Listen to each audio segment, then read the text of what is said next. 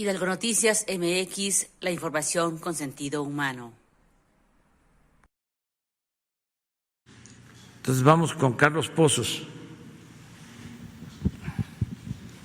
Muy buenos días, ciudadano presidente de México, Carlos Pozos, reportero de La Molécula Oficial. Pues mi pregunta tiene que ver, ciudadano presidente, con la lucha y combate a la corrupción. Es tan grande y arraigada en nuestro país aún, que sin duda necesita de ejemplos de escarmientos, y todo parece que el señor Emilio pues no va a tocar la cárcel, va a tener una pulsera que lo identificará.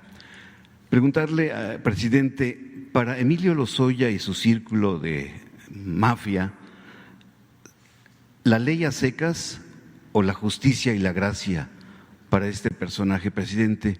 Y en este mismo sentido, ¿los 111 contratos amarrados en las rondas petroleras están en riesgo? Y también si con las declaraciones de Emilio Lozoya se podría dar pie a una contrarreforma energética. Bueno, es mi primera pregunta. Lo que yo sé es de que está sujeto a proceso. Creo que como testigo colaborador va a tener ciertas consideraciones, porque lo que se busca en este caso, y lo establece la ley, es conocer más sobre el modus operandi, es decir, que se conozca más sobre los ilícitos, sobre los implicados, se profundice en la investigación. La corrupción era delito grave, señor presidente, hasta ahora. Sí. Va a ser. Entonces, por eso considero que es esta decisión que toma la Fiscalía. Está sujeto a proceso y va a seguir declarando. Tiene que informar. Ayer habló de que va a dar a conocer nombres, y todo el procedimiento. Utilizó un término, creo que su abogado utilizó una frase sobre poder, a ver si la encuentras, porque es muy interesante. Es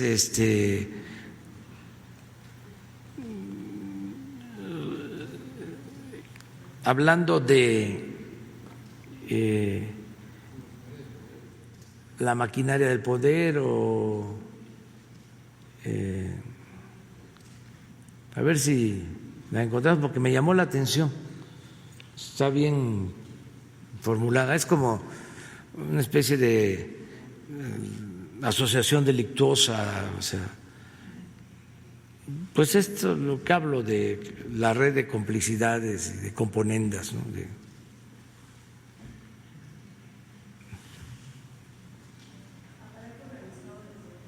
¿Cómo? Ah, eso.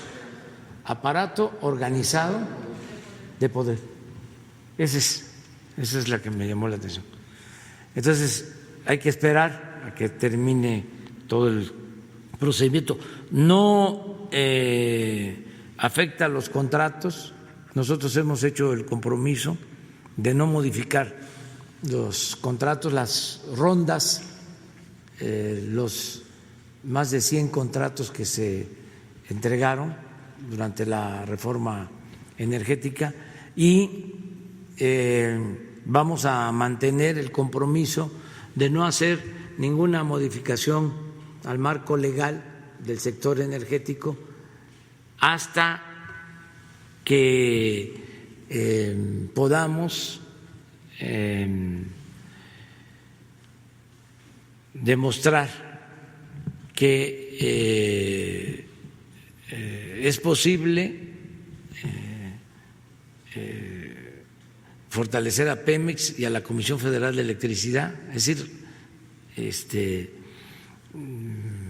hacer valer el interés nacional sin modificación a la ley. Si se requiere una modificación a la ley para devolverle a Pemex y a la Comisión Federal de Electricidad su función de empresas estratégicas para el desarrollo de México y el predominio de la nación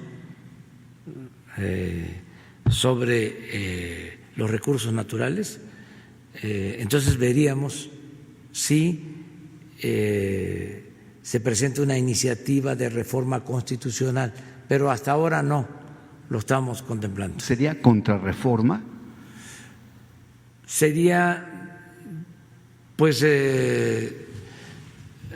regresar a lo que había, con ajustes, desde luego, con la nueva circunstancia, al dominio, ¿sí?, de la nación sobre los recursos naturales y a considerar como empresas estratégicas a Pemex y a la Comisión Federal de Electricidad, porque el propósito de la anterior reforma era destruir a Pemex y a la Comisión Federal de Electricidad.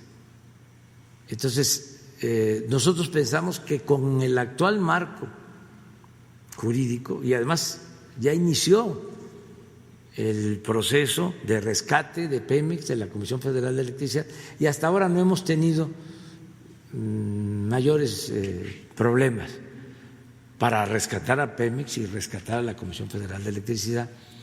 Y hay una revisión de contratos que no tienen que ver con estos, sino en donde se considera que hubieron abusos, compra de energía a empresas particulares a precios elevadísimos, la entrega de subsidios a estas empresas, lo que no sucede en ninguna parte del mundo.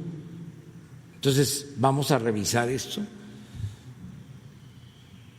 pero es probable que no se modifique la Constitución. Ahora, si necesitamos hacerlo para consolidar, repito, a Pemex y a la Comisión Federal de Electricidad, no descartamos la posibilidad de que enviemos una iniciativa de reforma a la Constitución. No lo haríamos ahora, lo haríamos hasta el tercer año, que es mi compromiso. Yo dije, vamos a trabajar con el marco jurídico actual, 3 años. Si hace falta hacer la reforma constitucional, la emprendemos en la segunda mitad del gobierno.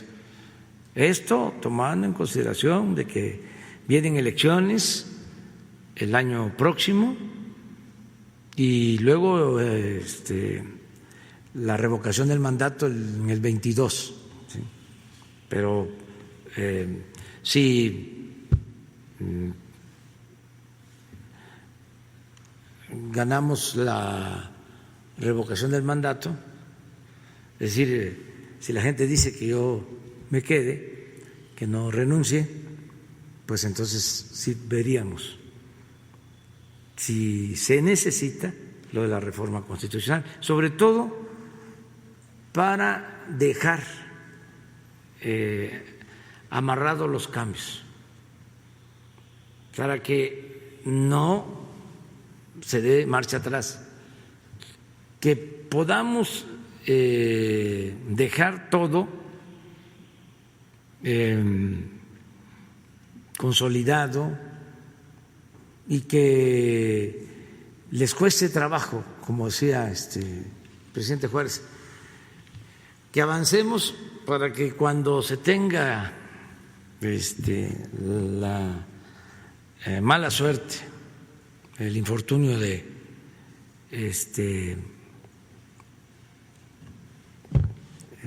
perder, que lo avanzado sea tanto que les cueste trabajo retrogradar. Es decir, que no sea fácil. Por ejemplo, que todo lo que podamos quede en la Constitución, que sea reforma constitucional. ¿Para qué? Para que se requieran 2/3 partes de la votación del Congreso para hacer un cambio. Por eso estoy muy contento que se logró la reforma al artículo 4 de la Constitución, y para quitar las pensiones a los adultos mayores, pues sería imposible porque se necesitan 2/3 partes. Eso ya el conservadurismo no lo va a volver a ver, ya no. Claro, no se puede decir que no regrese el conservadurismo, porque después de lo que hicieron cuando fueron a buscar a Maximiliano, se pensaba, triunfa la República, triunfan los liberales y se pensaba que ya no iba a haber conservadurismo. Pues regresaron con Porfirio Díaz. Eso es lo que comentábamos, las ideas no mueren,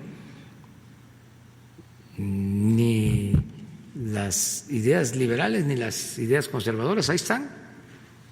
Entonces, sí tenemos que buscar que quede todo lo que estamos haciendo, que quede asegurado, que no sea fácil echarlo atrás.